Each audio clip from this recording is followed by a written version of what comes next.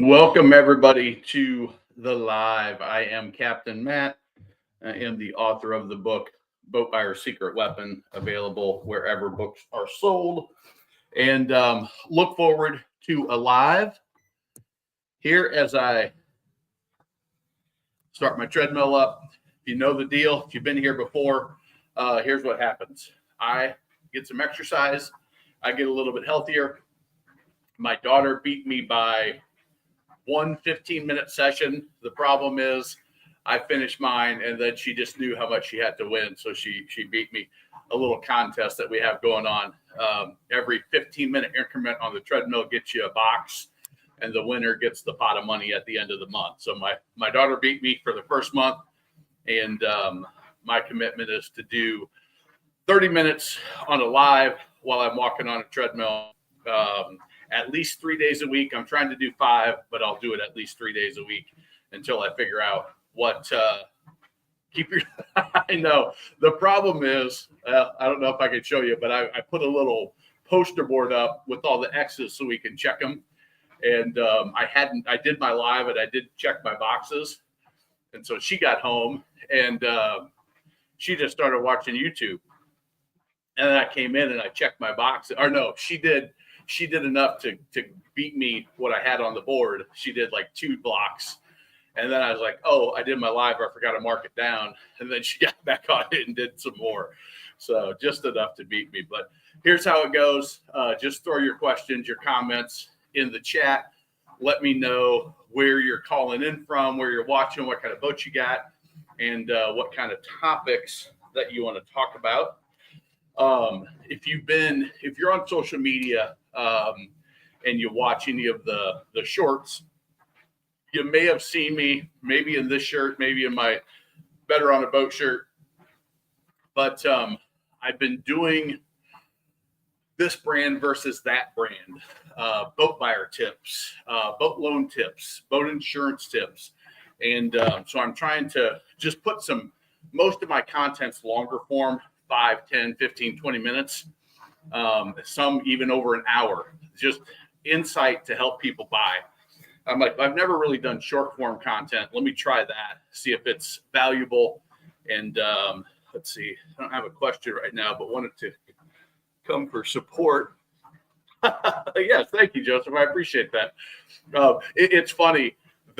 When I was doing this regular, I did it for like 2 years, every Sunday. I mean, I missed maybe 3 Sundays over 2 years. And we'd have 40, 50 people on. I think the biggest one we had was like 70. And there was a group of probably 10, 20 guys, mostly guys, that just got on and because they liked talking about boats. And they would chime in with their comments and they would help. Brock, who's been on sustainability, who jumped on one. Kings in the City is another one. And just here's the thing about boating is I've got a lot of boating experience. I have a lot of knowledge to share. I'm happy to share it. Have been told I share things in a easy to understand way for people that are new to the boating world. Whether it's how to drive a boat and operate a boat in my training programs, whether it's just walking them through how to go about buying the type of boat that they want. But I have a limited boating experience. When you look at the whole thing, Brock has a lot of fishing experience, boats at the coast. You've got some people with pontoon experience, center console experience, offshore, inshore, bass boats, sailboats. I know nothing about sailboats. And matter of fact, yesterday I didn't do the live because I was at lunch with the owner of the Carefree Boat Club here in Charlotte, saying, hey, listen, I have a boat, but it's a stern drive deck boat, and I would love the ability to jump on a pontoon and take a pontoon out and do some pontoon style videos, a center console, do some center console videos. A reverse drive or a surf boat, and go out on those different style of boats and do videos on those. I was like, I'm pretty good at marketing, pretty good at video. I said, I can help you with that if you want to trade. And so we had an hour and a half lunch, 2-hour lunch, and had a great conversation, came up with a way that we can sort of trade. He's got access to boats that I'm usually going to be filming on a Tuesday or Wednesday afternoon. So he's got inventory. It's easy for him. I've got knowledge. He runs a great operation. I've known him. He actually, when he first, it turned out he's been following me for 15 years because, and this is the Carefree Boat Club on Lake Wylie, Lake Norman, and Lake Hickory. And one of his operations managers, Captain Sydney, went to captain's class with me. So I know her from captain's class and a great asset to the company. But anyway, turns out we had met 15 years ago when I was selling boats, and he first got like, hey, we should start a boat club, and started his Carefree operation. And he's like, I've just been on your email list and watching your videos and have kind of watched you evolve into what you are today. And he's like, I'd be happy to help you out. You got a great reputation in the area. I know he runs a great operation. He's like, we've had people that have been with us since 2013. He started in 2011, I think is what he said. But anyway, so that's why I missed yesterday. But if you got questions, just throw them in the chat. Be happy to answer with the insight that I may have. Be happy to point you in a direction of somebody that may have. Let's see, why is that screen not sharing here? A contact that I may have. My goal is I like helping people get into the boating lifestyle and have a great experience. Michael's he's been on the lives before. Been a minute since I cut a live. When's the next boat market? I am working on one. So 2 weeks ago, or last week, I started doing the dive, it was a very rambling, all over the place ADHD video, but we looked at MarineMax and One Water's financials. We looked at Brunswick. We looked at Marine Products. We looked at Mastercraft financials, and just starting to dive into that a little bit. Struggling pretty bad. Yeah. And it's absolutely a buyer's market. And, Michael, I predicted that the manufacturers would overproduce when the correction happened. The manufacturers would keep producing, and demand would go down. And there would be a period of time. It usually takes about 2 years for manufacturers to be like, okay, we'll cut production. There's a period of time where they force the boats on the dealers. Most manufacturers, not all, but most manufacturers force the inventory on the dealers. And I talked to a dealer that I know pretty well in the Midwest, and he said they threatened to pull to give our brand to another dealer if we didn't order a certain number of boats. And he's like, I can't commit to that number of boats. I don't think it's feasible right now for us. I don't want to get stuck with them. I'm not in a position to buy that many. I'll commit to this many. And I was like, good, because the market's down and they will have boats to deliver to you if you want to go above your commitment. But don't commit to something that's going to put your business in jeopardy just so some sales guy can meet his quota. That's sort of an arbitrary number based on where they think the market's going to be, almost always bigger than where the real market is in this downtime. So anyway, that's what's happened. I think we're going to see that this year we find that equilibrium, probably under 200,000 boats for the year, or close to it. And what that's going to do is that's going to allow the 24s and 25s to sell. There's not going to be as many 26s built this year in pretty much all segments, especially wake boats, especially entry-level boats. And then, again, at that time, hopefully the economy starts coming back a little bit. We'll get in another election cycle, which isn't really great. But, I don't know that it can get much more turbulent right now. So, all right. So let's see here. I missed a couple come in, but good, Michael. Good to see you. If I remember right, Michael, you have a Yamaha jet boat. I think is that what you end up getting back in the day? I'm from Michigan. Welcome, Scott. Boat sales up here are pretty slow. Deep into fall. Deal shoppers haven't been out much. Looking now for deep discounts. Scott, are you a sales guy up in Michigan? Same here in New York. Yeah, it is. I mean, sales should be slow. It's October, or it's November. It's November 4th.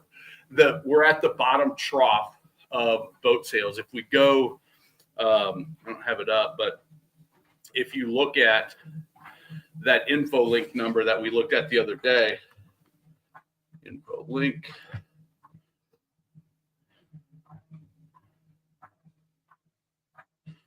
I just sent this to a guy the other day that was trying to, I've talked about helping a manufacturer trying to raise money. That's a startup. And so I sent this to him. There we go. So this is, like, we have to understand a couple of things. One, let's see, make me little and that big. So this is from InfoLink, a source in the industry. And you just see that since 2022, we've been falling down. So season 2021, we hit the off season and boom, it's been this is the annual rolling. Let me shrink that down just a little bit so we can see it. Let's see the dates. So this is all, but you can see May 2021. So we were over 250,000 boats.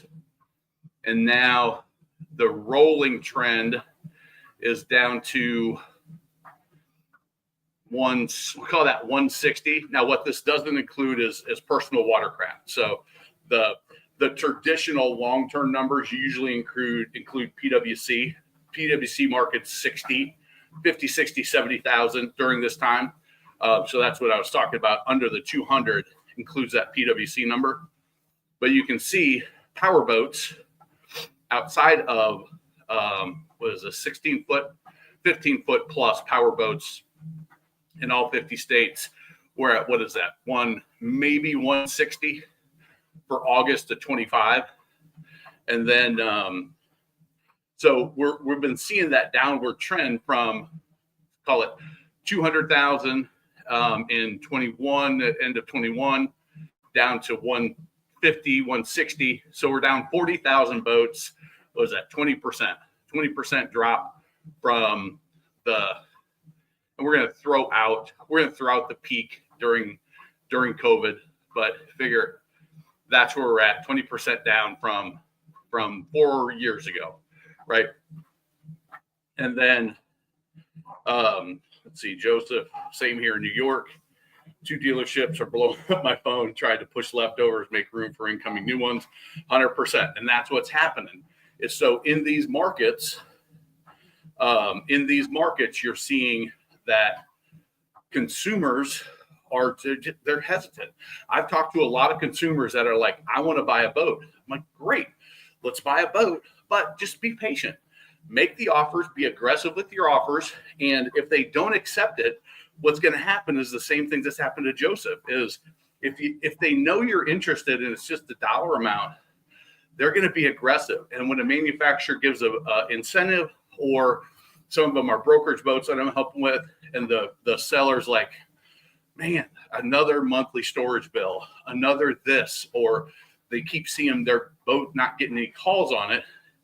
And on some of them, they're like, we've gotten offers, but they keep declining them. They keep countering them with something above where it should go. And eventually they'll come around.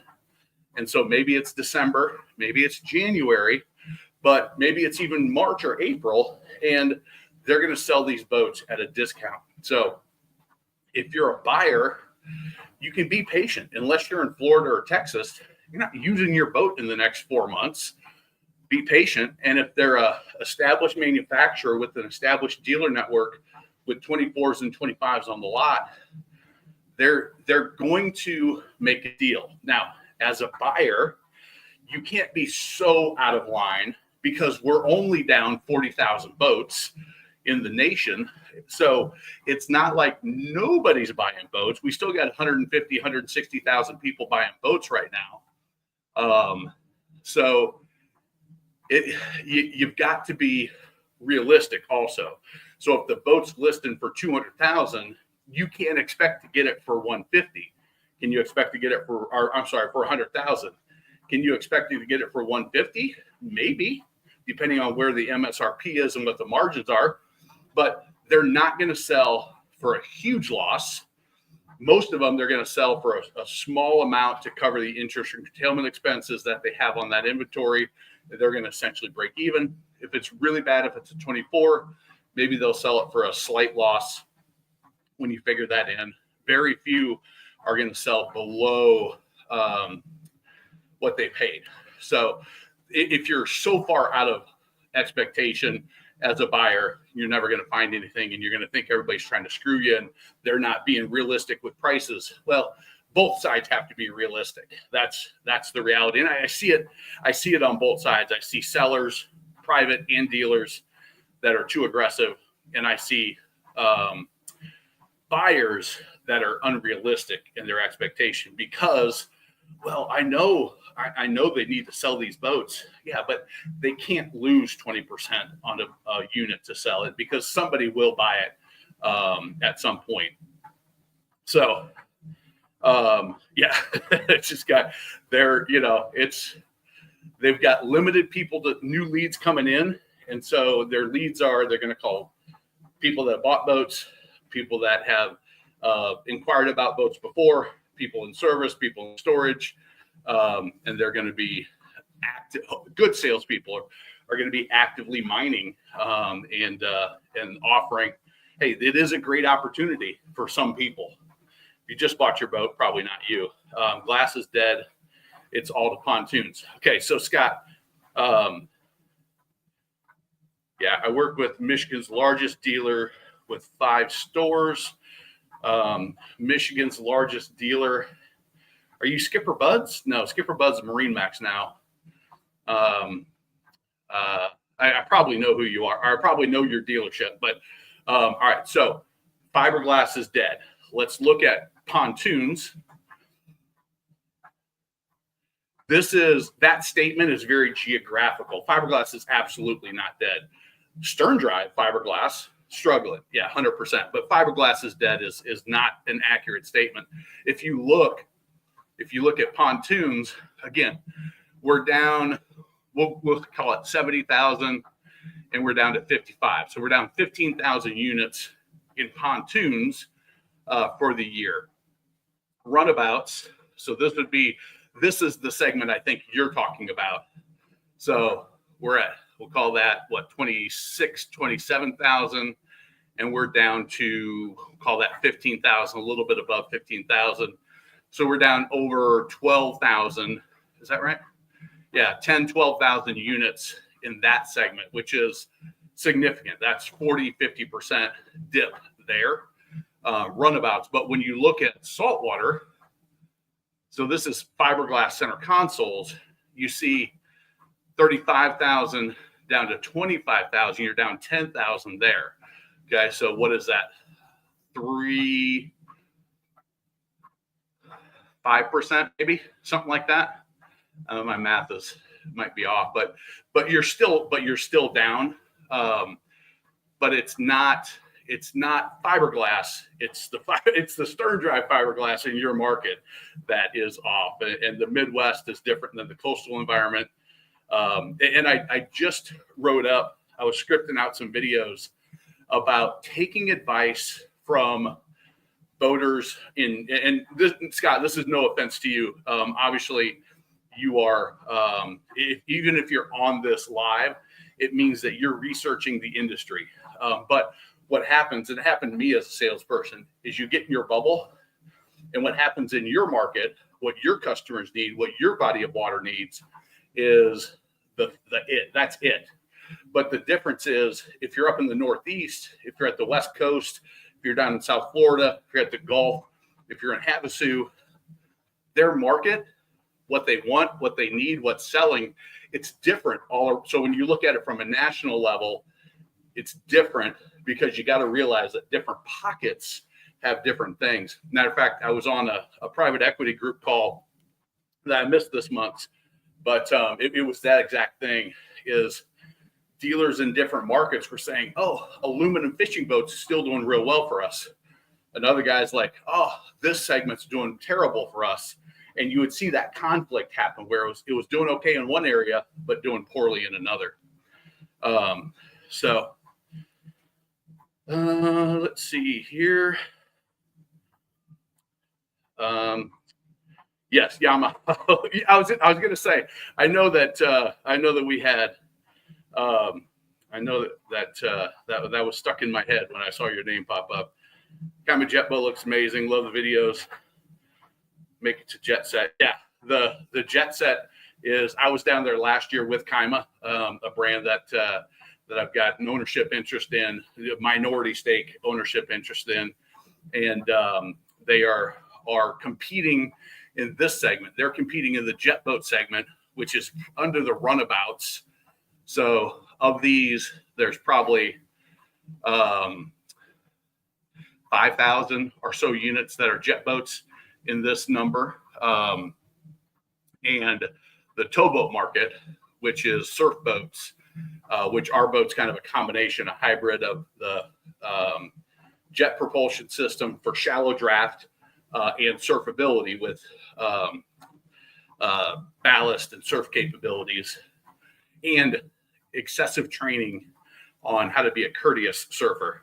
You've seen some of my other short videos, but if you look at the towboat market, I mean, we were at 14,000 and now we're down to 8,000. So a 6,000 point drop, almost 50% drop in that market, which is significant. But still, even with that said, there's still, that's probably 9,000. There's still 9,000 of those boats sold per year. But if you look at it on the 12-month rolling, I think this is where I initially went, is we're in this down gap, right? So it doesn't matter. If you look at this trend on a 3-month rolling, it's always going to look like this. Peaks may not be as high, the valleys may not be as low, but there's still 1,000 boats sold in December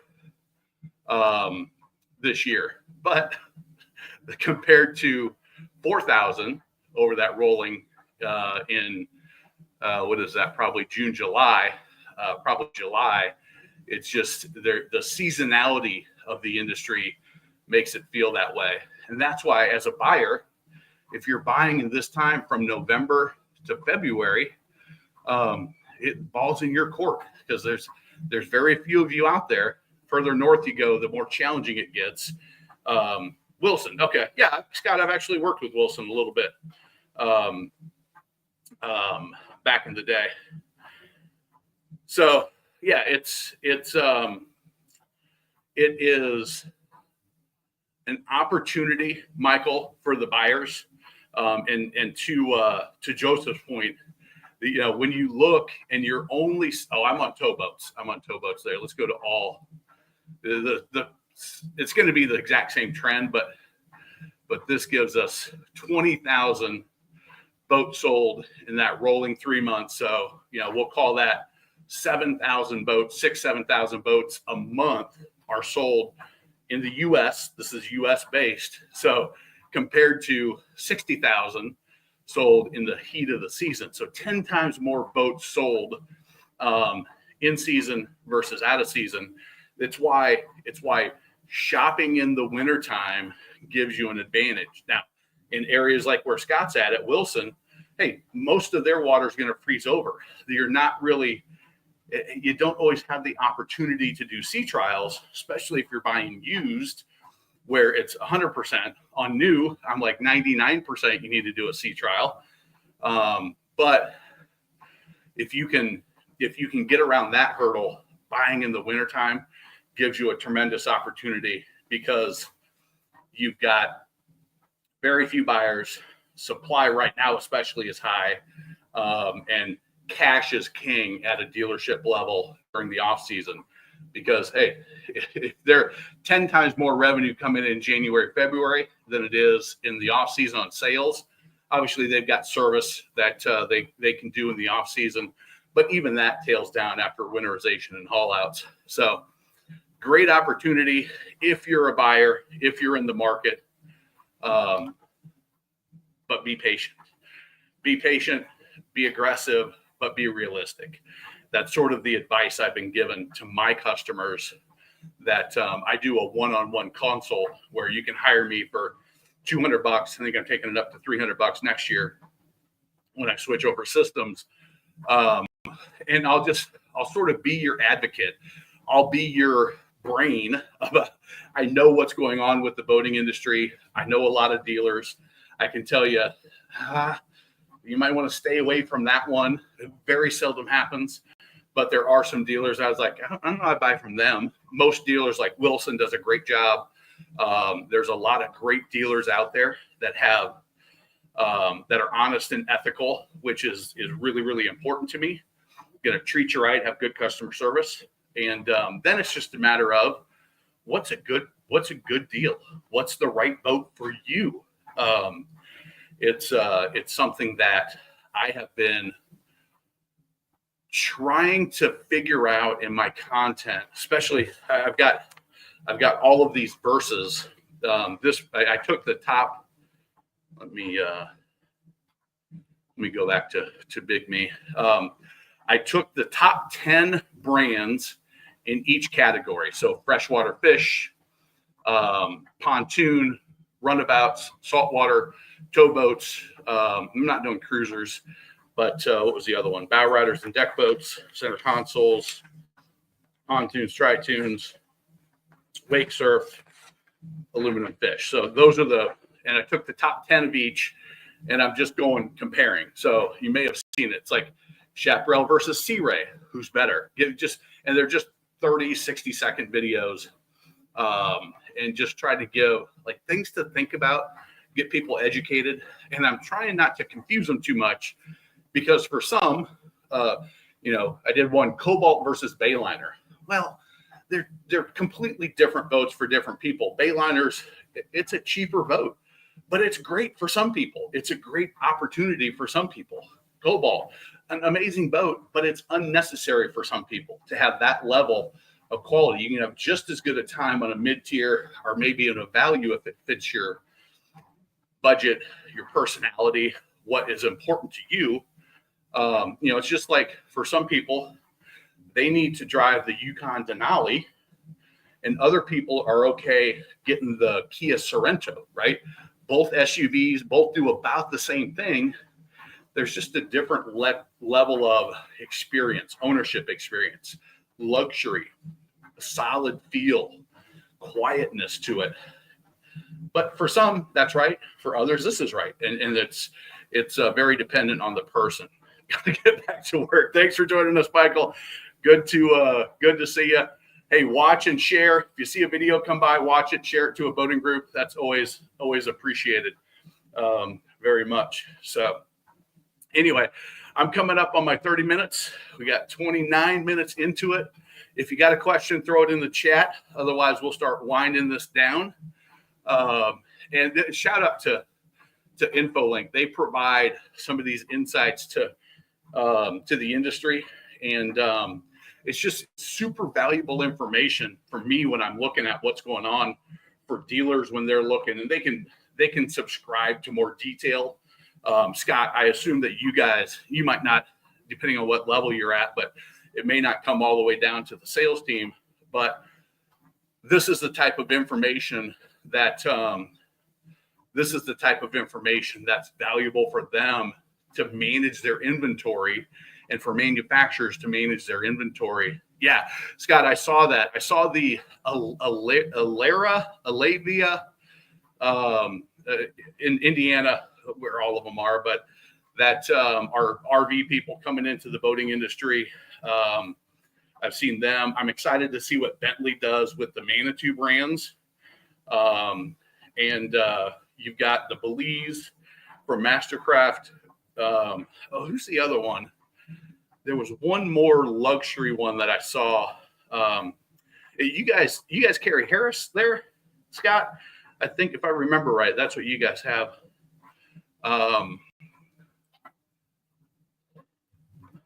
New pontoon brands.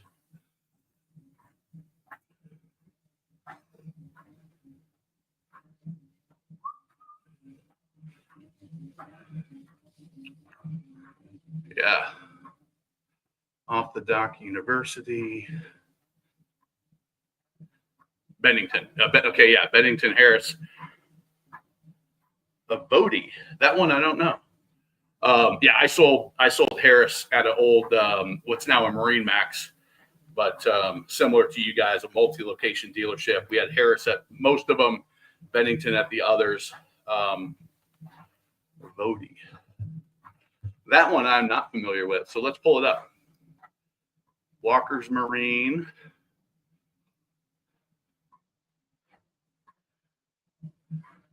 Bodie Marine launches. Another Elkhart, Indiana. Because of the access to kind of the industry, and I would assume the aluminum. I would say 80% of pontoon manufacturers are in and around Elkhart, Indiana. Let's see if we can get this to pull up here. Industry veterans launched Indiana-based pontoon. 500 years of experience. Come on, open up for me here.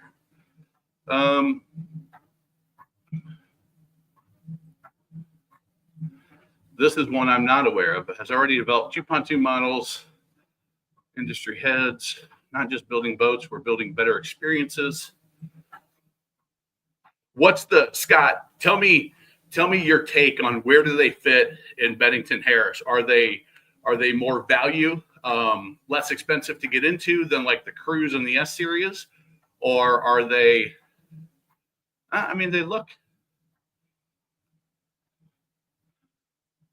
they don't look like they're going super value from that picture. Let's see if we can get to their website here.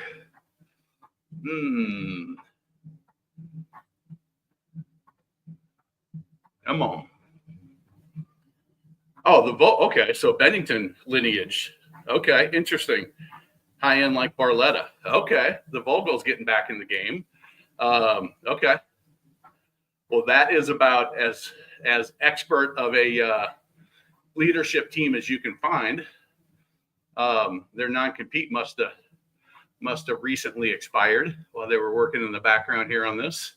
Awesome. Thank you for sharing that, Scott. Appreciate it. I will do a dive because I did a bunch of my pontoon verses, and I don't like to do comparisons on brands that I've not set foot on.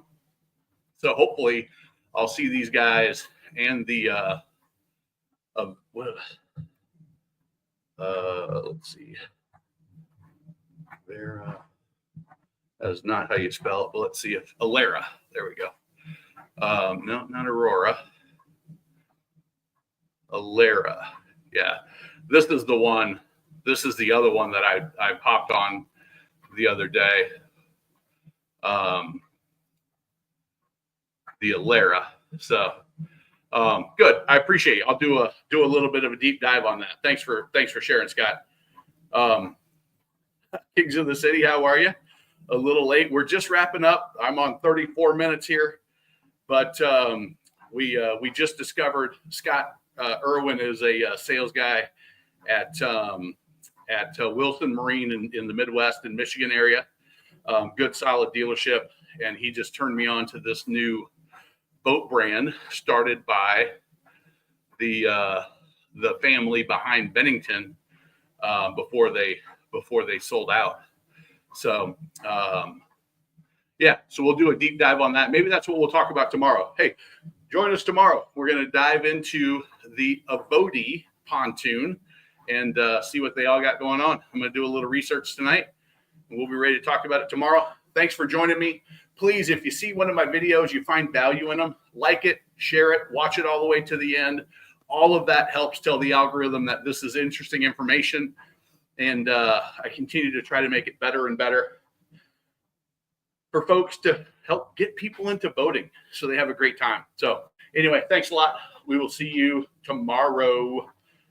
See you, everybody.